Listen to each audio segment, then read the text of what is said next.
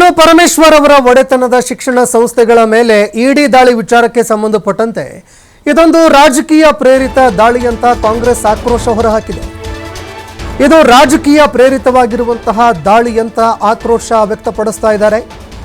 ಬಿಜೆಪಿಯಿಂದ ದ್ವೇಷದ ರಾಜಕಾರಣ ನಡೀತಾ ಇದೆಯಂತ ಗಂಭೀರ ಆರೋಪ ಮಾಡಿದ್ದಾರೆ. ಬಿಜೆಪಿ ನಾಯಕರ ಮೇಲೆ ಎಲ್ಲಾದರೂ ಇಡಿ ದಾಳಿ ಅಥವಾ ಐಟಿ ದಾಳಿ ಏನಾದರೂ ಆಗಿದೆಯಾ ಅಂತ ಕಾಂಗ್ರೆಸ್ ನಾಯಕರು ಪ್ರಶ್ನೆ ಮಾಡಿದ್ದಾರೆ. ಇದು ಕೇವಲ ವಿಪಕ್ಷ ನಾಯಕರ ಮೇಲಿನ ದಾಳಿ, ಬಿಜೆಪಿಯ ಯಾವ ನಾಯಕರ ಮೇಲೂ ಕೂಡ ಈ ರೀತಿ ದಾಳಿಗಳು ಆಗಿಲ್ಲ ಅಂತ ಕಾಂಗ್ರೆಸ್ ನಾಯಕರು ಆಕ್ರೋಶ ಹೊರಹಾಕಿದ್ದಾರೆ.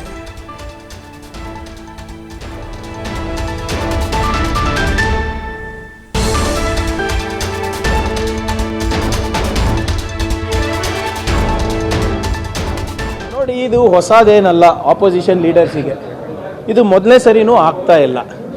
ಕಳೆದ 10 ವರ್ಷದಲ್ಲಿ ಐಟಿ ಇಡಿ ಅವರ ಅಂಕಿಅಂಶಗಳ ಪ್ರಕಾರ ಆಪೋಸಿಷನ್ ಲೀಡರ್ಸ್ ಮೇಲೆ ಟೋಟಲಿ 193 ರೇಟ್ ಆಗಿದೆ. 193 ಕೇಸಸ್ ಹಾಕಿದ್ದಾರೆ. ಕನ್ವಿಕ್ಷನ್ ರೇಟು ಬರೀ 2. ಇದು ನನ್ನ ಅಂಕಿಅಂಶಗಳಲ್ಲ. ಪಾರ್ಲಿಮೆಂಟ್ನಲ್ಲಿ ಮಿನಿಸ್ಟರ್ಸ್, ಬಿಜೆಪಿ ಮಿನಿಸ್ಟರ್ ಕೊಟ್ಟಂಥ ಅಂಕಿಅಂಶಗಳು. ಆಪೋಸಿಷನ್ ಲೀಡರ್ಸ್ ಮೇಲೆ 193 ಕೇಸಸ್ ಆಗಿದೆ. ಅದರಲ್ಲಿ ಬರೀ 2 ಕನ್ವಿಕ್ಷನ್ ಮಾತ್ರ ಆಗಿರೋದು. ಅಂದರೆ ಇದು ರಾಜಕೀಯ ದುರುದ್ದೇಶದಿಂದನೇ ಆಗ್ತಾ ಇರೋದಂತ ಭಾಳ ಸ್ಪಷ್ಟವಾಗಿ ಕಾಣಿಸ್ತಾ ಇದೆ ಅಲ್ಲ. ಯಾವುದಾದ್ರೂ ಒಂದು ಕೇಸನ್ನು ಲಾಜಿಕಲ್ ಎಂಡಿಗೆ ಐಟಿ ಇಡಿ ಅವರು ಕಳೆದ 11 ವರ್ಷದಲ್ಲಿ ತಗೊಂಡು ಹೋಗಿದ್ದಾರಾ? ದಯವಿಟ್ಟು ಗಮನಿಸಬೇಕು ತಾವು. ಸುಪ್ರೀಂ ಕೋರ್ಟ್ ಅವರು ಕೂಡ ಚಾಟಿ ಬೀಸಿದ್ದಾರೆ ಐಟಿ ಇಡಿ ಮೇಲೆ. ನಿಮ್ಮ ರೇಟ್ಗಳೇನಿದೆ, ನಿಮ್ಮ ಕೇಸಸ್ಗಳೇನಿದೆ, ಇದು ಭಾಳ ಸೆಲೆಕ್ಟಿವ್ ಆಗ್ತಾ ಇದೆ, ಇದು ದುರುದ್ದೇಶದಿಂದ ಆಗ್ತಾ ಇದೆ ಅಂತ ಚೀಮಾರಿ ಕೂಡ ಹಾಕಿರೋದು ಇದೆ. ಸೊ ಇದೇನು ಹೊಸದಲ್ಲ. ಏನೇ ಇದ್ರೂ ಕೂಡ ವಿರೋಧ ಪಕ್ಷದ ನಾಯಕರು ಯಾರು ನಾವೆಲ್ಲ ಇದ್ದೀವಿ, ಇದೆಲ್ಲ ಎದುರಿಸ್ತೀವಿ. ಕೇಂದ್ರ ಸರ್ಕಾರ ಅವರು ಹೇಳ್ದಂಗೆ ಕೇಳಬೇಕು, ಅವ್ರ ತತ್ವ ಸಿದ್ಧಾಂತ ಹೋಗ್ಬೇಕು, ಅವ್ರ ವಿರುದ್ಧ ಮಾತಾಡಬಾರ್ದು, ಅವರಿಗೆ ಪ್ರಶ್ನೆ ಕೇಳಬಾರ್ದು ಅಂದ್ಬಿಟ್ಟು ಇವೆಲ್ಲ ನಡೀತಾ ಇರೋದಷ್ಟೇ. ಅದು ಬಿಟ್ಟರೆ ಇಲ್ಲಿವರೆಗೂ ಕೂಡ ಇ ಡಿ ಆಗಲಿ ಐ ಟಿ ಆಗಲಿ ಯಾವುದು ಕೂಡ ಪ್ರೂವ್ ಮಾಡೋಕ್ಕಾಗಿಲ್ಲ. ಅಂದರೆ ಅವರು ಅಸಮರ್ಥ. ಇಡಿ, ಐ ಟಿ, CBI ವಿರೋಧಿಗಳನ್ನ ಮುಗಿಸೋದಕ್ಕೆ, ಒಳ್ಳೊಳ್ಳೆ ಮುಖಂಡಗಳಿಗೆ ಕೆಟ್ಟ ಹೆಸರು ತರ್ತಕ್ಕಂಥದ್ದಕ್ಕೆ ಮತ್ತು ಅವರ ಒಂದು ರಾಜಕೀಯದ ಲಾಭಕ್ಕೋಸ್ಕರ ಈ ಸಂವಿಧಾನ ಬಾಹಿರವಾದಂಥ ಕ್ರಮಗಳು ಮಾಡ್ತಾ ಇದ್ದಾರೆ. ಇದು ನಾವು ಇಡೀ ದೇಶದಲ್ಲಿ ನೋಡಿದ್ದೇವೆ. ಪರಮೇಶ್ವರ್ ಅವ್ರ ಮೇಲೂ ಕೂಡ ಅದೇ ರೀತಿಯಾಗಿ ಇವತ್ತು ಅವರಿಗೆ ತೊಂದರೆ ಕೊಡಬೇಕು, ಕಿರುಕುಳ ಕೊಡಬೇಕು, ಕೆಟ್ಟ ಹೆಸರು ತರಬೇಕು ಅಂಥೇಳಿ BJPಯ ಸ್ಪಷ್ಟ ಅಜೆಂಡಾ ಅದು. BJP ಪಕ್ಷದಲ್ಲಿ ಭ್ರಷ್ಟರ ಒಂದು ದೊಡ್ಡ ಪಟ್ಟಿನೇ ಇದೆ. ಒಬ್ಬರನ್ನಾದರೂ ಮುಟ್ಟಿದಾರಾ?